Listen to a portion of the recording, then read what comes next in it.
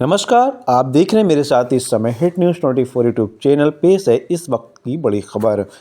आज बरेली जिले के रामनगर ब्लॉक के गांव केसरपुर में कांग्रेस पार्टी द्वारा आयोजित सद्भावना सम्मेलन का आयोजन किया गया। इस सद्भावना सम्मेलन में गांव सहित आसपास के दूर दराज से आए हुए लोगों का एक जन सैलाब उमड़ पड़ा।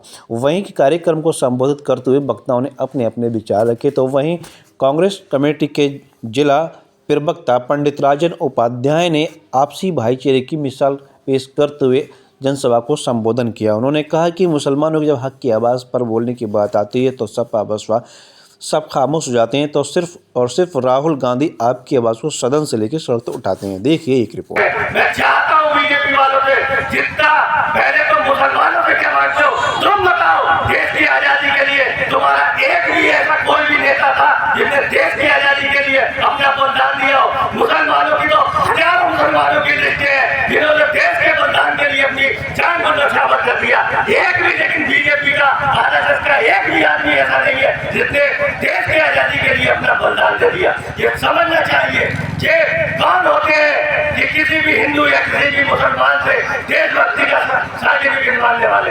इन्हें सर्टिफिकेट सबसे पहले खुद का देना होगा। तुम बताओ देश की आजादी के लिए तुमने क्या किया?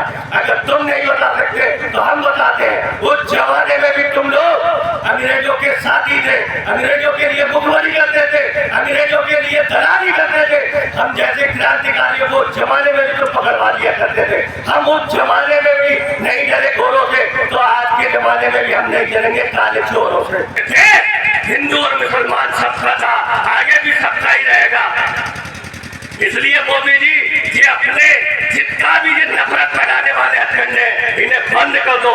कोई भी देश में जो देश का नागरिक है, जिसे देश से प्यार है, उसे मोदी क्या पूरी बीजेपी मिलकर भी कभी देश से बाहर नहीं निकाल सकती। किसी की औकात नहीं जो हमें किसी भी हिंदू या किसी भी मुसलमान को देश से बाहर निकाल लगाएगा। उससे ज्यादा खून आजम खान साहब ने लगाया था। आज आजम खान साहब मुर्गी चोरी, बकरी चोरी, पाने चोरी, किताब चोरी, जगह से मुकदमे में जेल में बंद है।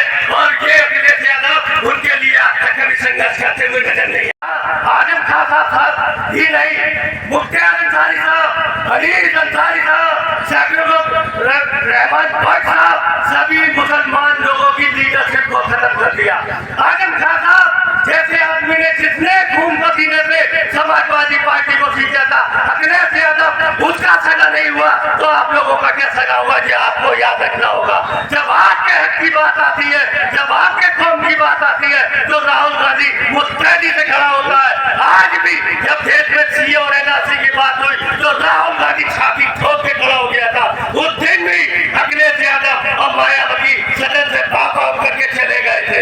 ये बात को याद रखना होगा। जब आपकी कौम की बात आती है, जब आपकी लीडरशिप की बात आती है, उस दिन अखिलेश यादव और समाजवादी पार्टी साथ का साथ नहीं देती। आपको साथ देने के लिए उस दिन भी राहुल गांधी घर से खड़ा होता था और आज भी घर से खड़ा।